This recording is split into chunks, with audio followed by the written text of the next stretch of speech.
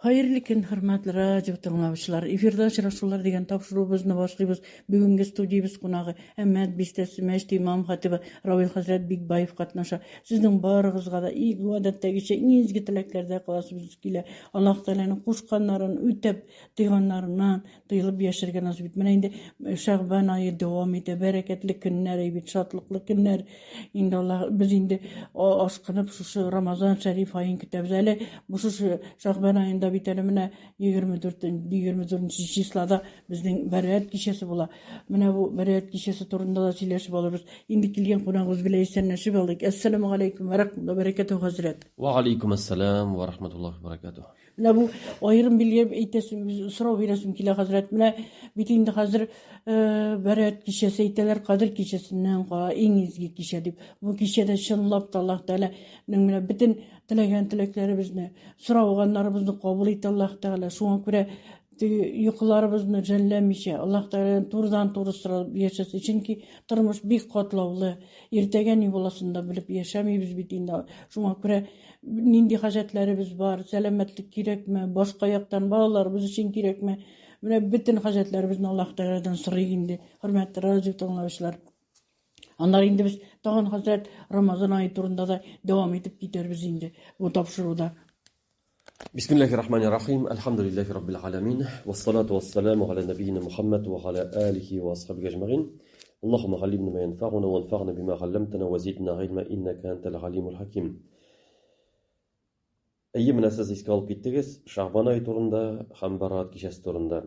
Чынлап та менә безнең бит инде Шәгъбан ае бара. Шәгъбан ае ул Пәйгамбәрбез саллаллаһу алейхи ва саллям хөрмәтләгән ай. Пәйгамбәрбез саллаллаһу алейхи ва саллям ул айда күбрәк ураза тота иде. Һәм аның сәбәбен дә әйтә иде. Менә ике төп сәбәпне әйтеп китеп була. Пәйгамбәрбез саллаллаһу алейхи ва саллям ни өчен шушы айларга игътибар итте? Ни өчен шуңар игътибар итте? Чөнки бер хадисендә әйтә, бу айда ди гамәлләр Аллаһка күтәрелә дип әйтә. Гамәлләр Аллаһка күтәрелә. Нәрсәне аңлата ул? Ягъни галимнәр әйттеләр, безнең көн сайын гамәлләр Аллаһка күтәрелә. Менә көндезге гамәл Кояш байыр алдыннан икендедән соң Аллаһка фәрештә алып бирә. Шулай ук безнең кичке гамәлләр таң атар алдыннан Аллаһка күтәрелә. Көн сайын шулай күтәрелә. Шулай ук атналык гамәлләр Пәйгамбәрбез саллаллаһу алейхи ва саллям әйтте, дүшәмбе көнне Аллаһка күтәрелә дип әйтте. Һәм еллык гамәлләр менә барысы да бергә яңадан Аллаһ субханаһу ва тәгаләгә шушы Шәгъбан аенда күтәрелә. Ягъни менә узган елгы Рамазаннарыбыз, хаҗларыбыз, һәм башка төрле изгелекләребез, һәм шулай ук гөнаһлар да. Барысы да ягъни җавапка тартыла торган, яки савап ягыннан, яки гөнаһ ягыннан тартыла торган гамәлләр, алар Аллаһка күтәрелә. Шуңа күрә Пәйгамбәрбез саллаллаһу алейхи ва саллям дүшәмбе көнник ураза тотасын дип әйткәч, бер хадисендә әйтә, Аллаһка гамәлләр күтәрелә, мин телим ураза килеш гамәлләрне күтәрелүен дип әйтә иде. Һәм Шәгъбан аенда да шундый хадисе бар. Шәгъбан аенда да ураза тотты, һәм гамәлләр Аллаһка күтәрелә дип әйтте. Шулай ук галимнәрнең икенче аңлатулары, Пәйгамбәрбез саллаллаһу алейхи ва саллям Шәгъбан аенда ураза тота иде. Күбрәк мәсәлән каза кыла иде. Ягъни мәсәлән үзенең ел дәвамында аның гадәте бар иде. Бер гыйбадәтне башласа, бер кашны калдырмый. Ниндидер сәбәп аркасында калган булса, авыру сәбәпле, яки сәфәрдә булу сәбәпле калган уразалары булса, ул аларны шушы Шәгъбан аенда каза кыла иде дип әйтәләр кайбер галимнәр. Шулай ук кайбер галимнәр әйтә, Шәгъбан аенда ураза ул Рамазанның сөннәте шикелле.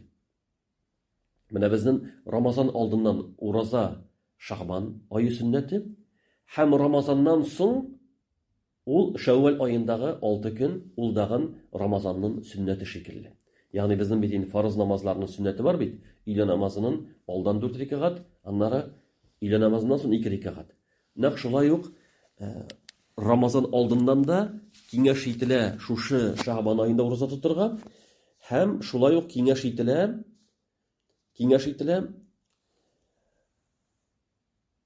Ramazan bitkәч Шәввәл аенда 6 көн ураза тоту сөннәт булып тора.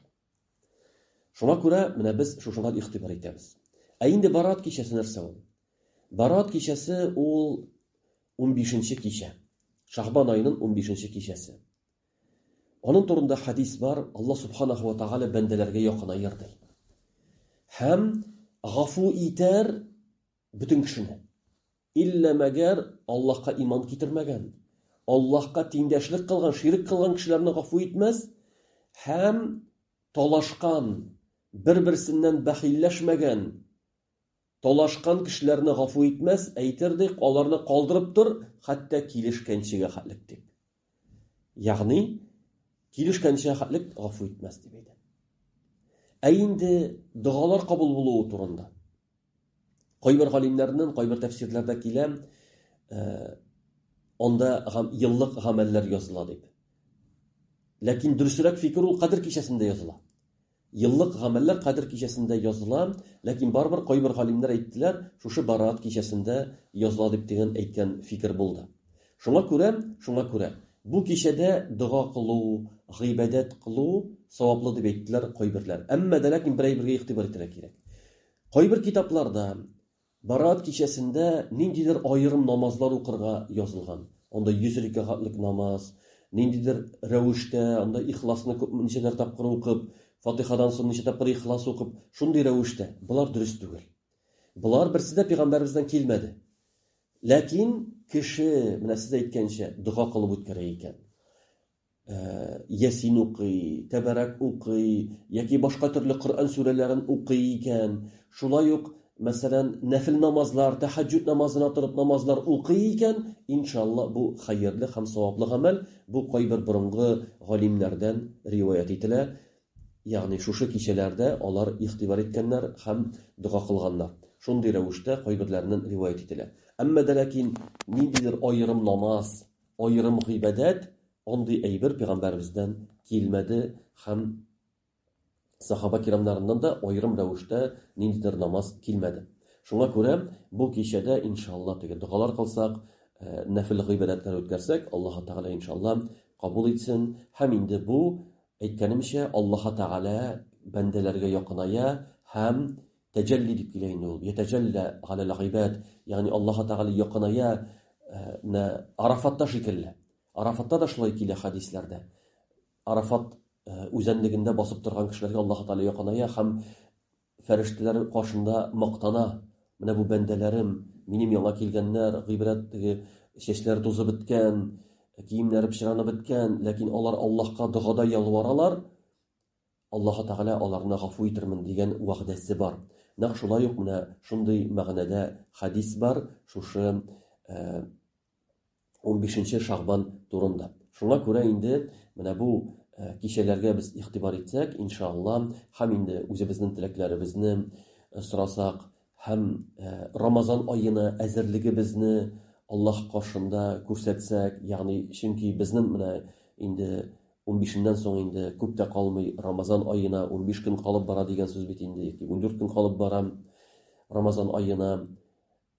Бу инде әлбәттә без шушыңар әзерләнергә тиешлебез. Чөнки Рамазан ае ул безнең өчен Аллаһ Раббыбыздан бирелгән зур нигъмәт.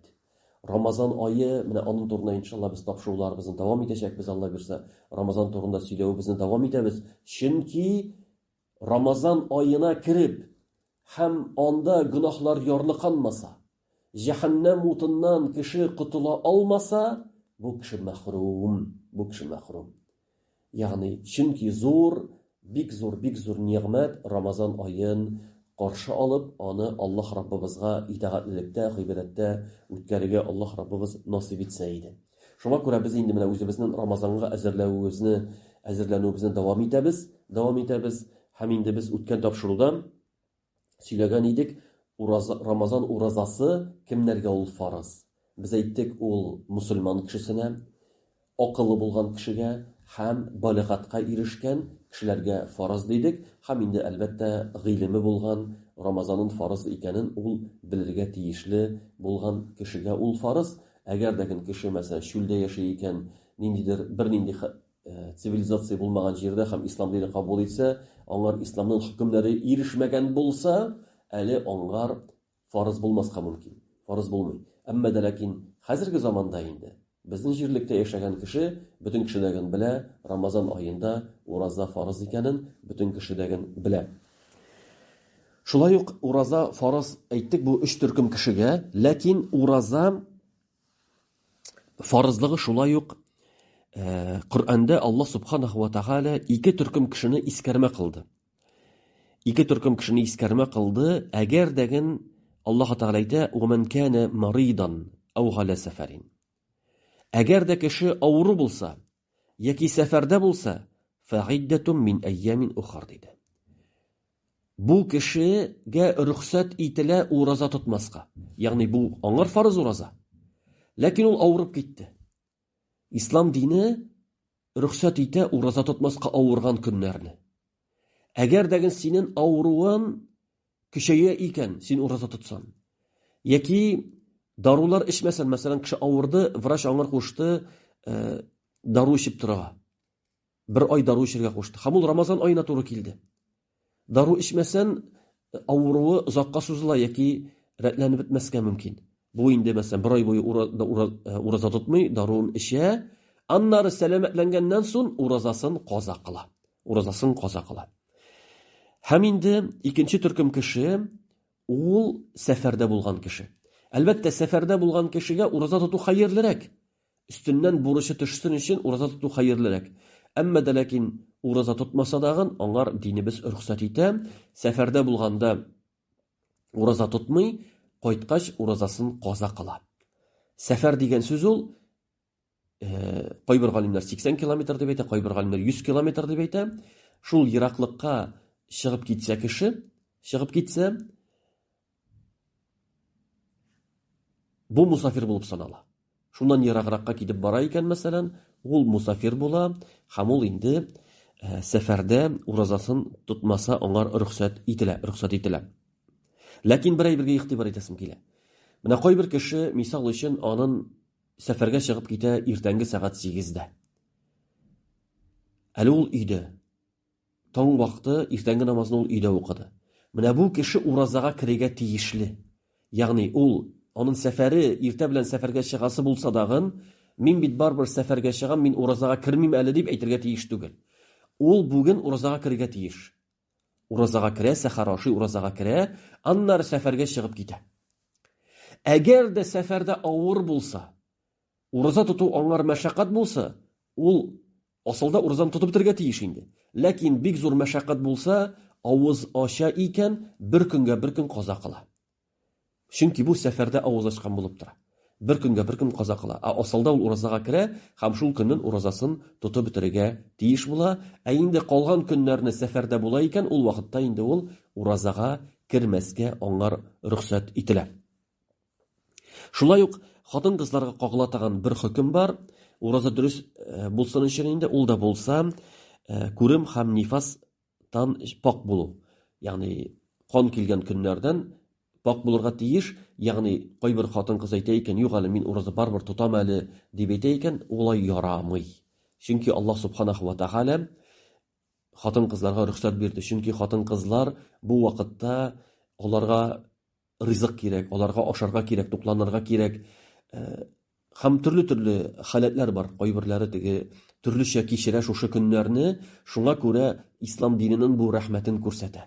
Ислам диненең рәхмәте Аллаһ Тәгалә ураза тотмаска кушты. Аллаһ Тәгалә ураза тотмаска кушты һәм бу көннәрне инде хатын-кыз ураза тотмый һәм аңар тотырга ярамый дагын ураза. Ләкин каза кылырга тиеш була. Менә бу көннәрне хатын-кыз ураза тотмый, намаз да укымый. Намазны каза кылмый, уразаны каза кыла. Моның турында Пәйгамбәрбез Гайша анабыздан сорагач, ни өчен хатын-кыз шундый көннәрдә уразасын каза кыла, намазын каза кылмый дип сорагач, Гайша анабыз әйтә, безнең белән шундый хәл була иде дип әйтә. Пәйгамбәрбез вакытында безнең дәген шундый көннәр була иде. Һәм безгә кушыла иде уразаны каза кылырга, намазны каза кылырга кушылмый иде дип җавап бирә. Ягъни бу инде динебезнең хөкеме, Пәйгамбәрбез саллаллаһу алейхи ва саллям шул замандагы хатын-кызларга шулай куша таган була. Ягъни уразаны менә мәсәлән алар 7 көн калдыралар икән, 7 көнне кайтаралар, каза кылалар. Әмма дә ләкин ул көннәрдә калдырган намазны алар каза кылмыйлар. Менә шушы, ягъни шундый динебездә булган бу бер кат җиңеллек инде. Алхамдулилlah, Аллаһ Таala шуңа күрә юридуллаһу бикумул юср дип әйтә. Сезгә Аллаһ Таала җиңеллек тели, авырлык теләми дип әйтә. Шулай ук ураза дөрес булсын өчен. Менә хәзер инде кеше әйтә, мин ди аңладым бу әйберне. Менә хәзер мин уразага керәм. Минем уразам дөрес булсын өчен нәрсәләр эшләргә кирәк? Менә бу бик мөһим әйбер, җәмәгать. Иң беренчесе ният. Ният, ягъни тиешле вакытта ниятен кылырга тиеш. Гадәттә без инде ниятне кичтән кылабыз. Кичтән ният кылабыз, чөнки һәрбер көнгә ният тиешле. Менә мисал өчен без инде 1 Рамазан көнне, ул безнең туры килә, Алла бирсә, 10-сында бит инде әйттеләр, 1 Таравих дип әйттеләр бит инде, 11 көнне 1 Рамазан, Алла бирсә. Без уразага керәбез, һәм инде кичтән ниятлибез. Мин иртәгә ураза тотам дип. Менә шулай итеп көн сайын без ният кылабыз. Көн сайын ният кылабыз кичләрен ураза тотырга. Кемдер сорарга мөмкин, ният нәрсә соң ул? Ният ул, әгәр дә синнән сорасалар, иртәгә ураза тотасыңмы? Әлбәттә тотам. Әгәр дә син, белмим әле уразага кирим микән, юк микән дип йөрсәң, әле бу ният түгел. Ният булырга тиеш конкретный. Билгеләнгән, менә мин иртәгә уразага керәм дигән, шундый ният булырга тиеш. Һәм инде кеше сәхәргә тора икән, ул инде асылда аның нияте булып санала. Сәхәргә торып сәхәр ашый икән, инде ул ният булып санала. Шуңа күрә кайбер кеше ниятне уйлый, теге доганы укырга. Навайту ана сума шәһр Рамадан дип мәсәлән, ният кылдым, Рамазан аенда ураза тотырга, Аллаһ ризалыгы өчен, халисан лиллаһи тәгалә мәсәлән, бу доганы ният дип уйлый. Бу тел белән әйтү күңелгә шушы ниятне җиңгеләйтү. Әмма дә ләкин асыл ният ул йөрәктә. Кемдер мәсәлән шушы доганы укырга оныта икән, минем ниятем булмады дип уйларга тиеш түгел. Аның нияте бар, әгәр дә ул уразага кирегә дигән күңеленә, ураза тотырга дигән ният килгән икән, инде аның нияте бар булып тора. Инде бу дугалар кылу, ул фақат безне теге яңадан дагын ниятне кабатлау, көчәйтү мәгънәсендә генә әйтелгән сүзләр. Көчәйтү мәгънәсендә. Ягъни иң беренче ният белән керәбез уразага. Чөнки ният булмаса, бу гыйбадат булып саналмый. Икенчесе, уразага каршы килгән әйберләр булмаска тиеш. Без әйттек, хатын-кызның күрем һәм нифас вакытында. Ягъни күрем вакытында икән, бу уразага каршы килгән гамәл, бу аны алай итеп ураза тотырга ярамый. Өченчесе, уразаны боза торган әйберләр булмаска тиешле. Ягъни кеше ашый икән, инде ураза дөрес түгел. Су эчә икән, ураза дөрес түгел. Мәсәлән, иртә белән мисал өчен бу кеше иртәнге ашны ашады даган, аннары сәгать 9-ларда уйлап куйды, мин ураза тотыйм әле дип. Юк, инде ураза дөрес түгел. Ләкин бу кеше Рамазан аенда ашамыйча торырга тиеш. Уразасы бозылса даган, инде ул имсәк кыла. Ягъни ашамыйча тора, башкалар шикелле Рамазан аен хөрмәт йөзеннән ул ашамыйча тора. Хәзрәт, менә монда бер сорау туды. Мәсәлән, кеше ниятләп уразага кирде, һәм ул онытылып китеп ашап куйды көндез. Менә чәйшеп куйды, гадәттәгечә. Менә бу онытылып, әгәр дә бер әйберне кеше онытылып эшләсә, Пәйгамбәрнең шундый хадисе бар, кем онытылып ашаса яки эчсә, аны Аллаһ Тәгалә ашатты һәм эчертте диде. Ягъни бу уразаны бозмый. Әгәр дә онытылып эшләсә. Шуңа күрә аерма бар. Хата белән эшләү һәм онытылып эшләү. Мәсәлән, кеше онытылып китте, су эчеп куйды. Гадәттәгечә, мәсәлән, иртә белән торып су эчәргә гадәте бар иде, торды да су эчеп куйды. Аннары исенә төште ураза икәне. Бу уразаны бозмый. Әгәр дәген, мәсәлән, хата рәвешендә эшләсә, мисал өчен тәһарәт алганда, бу ураза икән хәтерли үзен. Ялгыш тамагына су кирип китте. Яки борынын каты итеп шыйкады дагын, борыннан тамагына су кирип китте. Менә бу уразаны боза, әмма дәләкин бу кеше уразаны тутып бетерә, аннар бер көнгә бер көн каза кыла. Бер көнгә бер көн каза кыла. Ягъни ураза, мәсәлән, бозылган эш эшләсәк, без тутып бетергә тиешлебез уразаны барбыр. Уразаны тутып бетерәбез, аннары инде бер көнгә бер көн каза кылабыз. Минем бар бу ураза бозылды инде дип, ярамый ашап йөрергә. Алай итәргә ярамый, фақат алай-болай ялгыш рәвештә ураза бозылса дагын, без аны тутып бетерәбез, кешегә әйтмибез.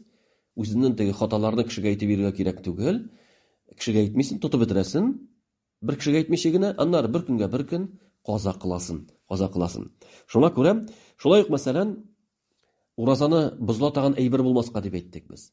Тагы шул хатын-кызлар мәсьәләсенә кайтабыз. Ул да булса, мисал өчен, хатын-кыз ураза тутты. Аннары 5 минут кала, кояш баерга 5 минут кала, аның күреме килде. Инде уразасы бозылды. Бу көнне ул каза кылырга тиеш була.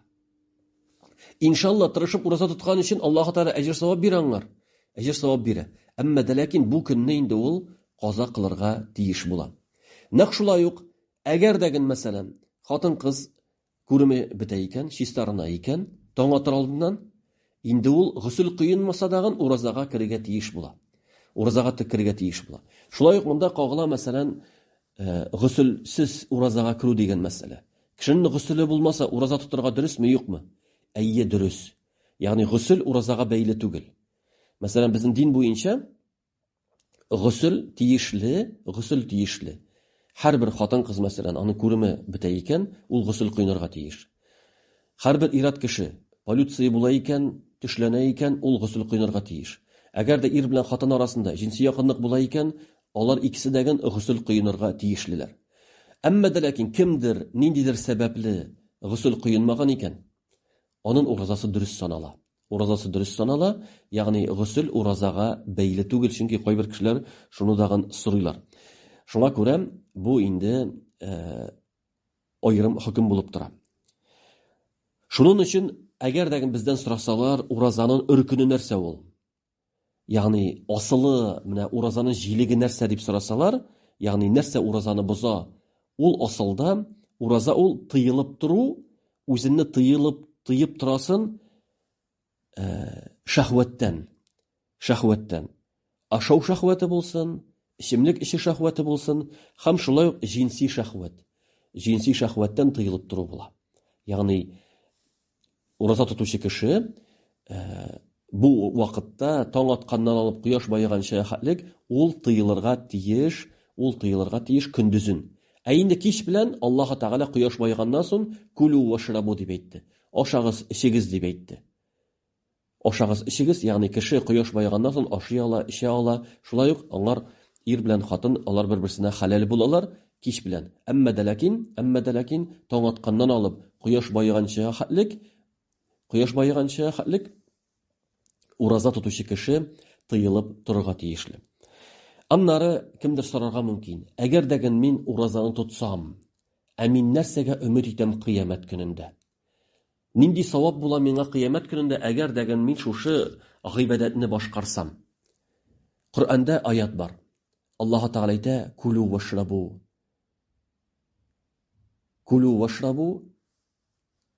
Ашагыз, ичегез.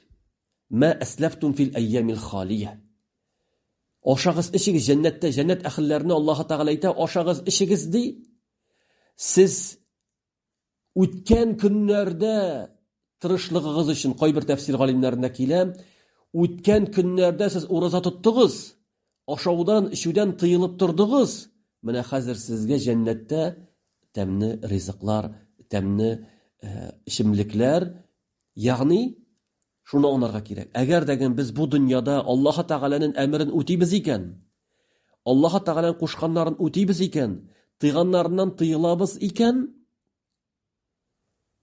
иншалла Аллаһ Тәгалә җәннәттә аны алыштырачак. Җәннәттә үзенең нигъмәтләрен бирәчәк. Шуңа күрә бу безнең тырышлыгыбыз иссез калмый. Шуңа күрә ураза тотучы кеше иң беренче Аллаһ каршында фарызны үти. Ягъни иң беренче без Аллаһ Тәгалә безгә фарыз иткән әйберне без фарызны үтибез. Чөнки һәр кешенең өстендә бурыч булып тора. Менә көнгә 5 вакыт намаз уку ул фарыз.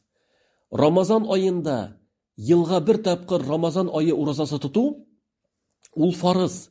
Әгәр дә кеше шуны үтәмәсә, ул гынахлы була. Ул менә әҗәк шикелле. Менә мәсәлән, кемнәндер син 100 мең әҗәт алдың. Менә бу 100 мең синең өстендә ни булып тора? Бурыч булып тора. Син аны гел искә төшерәсең, гел аны үтәргә тырышасың, чөнки син намуслы кеше. Тизрәк әҗәтеңне кайтарырга дип түләргә тырышасың, бу намусны өстендә тотасың. Аллаһ каршында безнең бурычыбыз бар. Аллаһ каршында безнең бурычыбыз бар. Чөнки без аңар килешү кырдык. Аллаһ Тәгалә бездән килешү алды. Ауфу би'ахдикум дип әйтә Аллаһ Тәгалә. Минем сезнең белән ике арада булган килешүне үтәгез, мин үземнең килешүемне үтәрмен дип әйтә. Нинди килешү? Менә шушы бурычларны үтәү. 5 вакыт намаз Аллаһ каршында безнең бурычыбыз.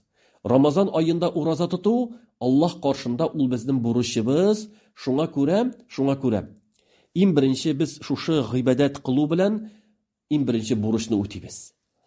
Аннары иншалла әҗр савапка ия булабыз. Шулай ук кеше уйламасын, әгәр дәген ул Аллаһ каршында бурычны үтәсә, Аллаһ Тәгаләгә ниндидер бер файда китерә дип. Юк. Җир шарындагы бер кеше дәген фарызны үтәмәсә дә, гынахлардан тыелмаса да, ул Аллаһ Тәгалә мөлкендә бер нәрсә арттырмый да, кыйммәтми дәген.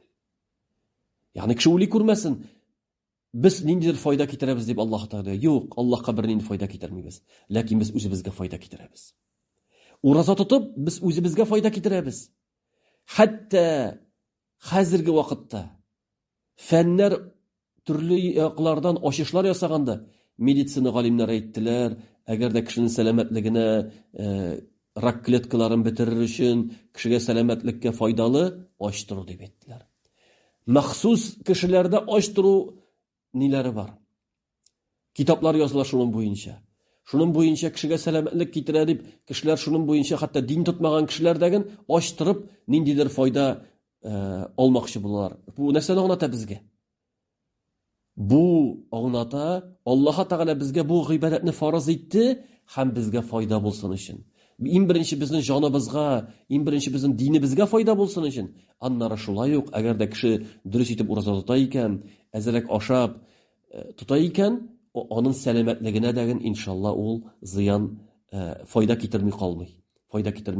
Шуңа күрә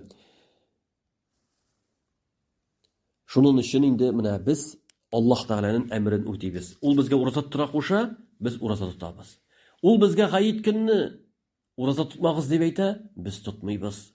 Без бәйрәм итәбез. Ягъни мусульман кешесе Аллаһ Тәгаләнең әмерләрен үтәүчән, тыйганнарыннан тыелучан булырга тиешле. Шуңа күрә, хөрмәтле дин кардәшләрем, менә шушы Рамазан айлары безнең өчен иншалла зур көннәр, бәрәкәтле көннәр, алар инде безгә якынайып килә. Әлхәмдүлиллаһ, Аллаһ субханаһу ва тәгалә шушы көннәрне исән имин хәлдә сәламәт килеш каршы алырга насыйп итсә иде, һәм шул көннәрне Аллаһ Раббыбыз риза булган хәлдә, гыйбадәттә үткәрергә Аллаһ Раббыбыз насыйп итсә иде. Шуның өчен шушы көннәргә әзерләнсәк идек, һәм аны шатлык, теге иң якын кунагыбызны каршы алган шикелле шатлык белән каршы алсак идек. Чөнки Аллаһ Тәгалә аны ярата. Пәйгамбәрбез саллаллаһу алейхи ва саллям сахабаларын шатландырган шушы ай килү белән, һәм бу айда җәннәт ишекләре ачыла, җәһәннәм ишекләре ябыла.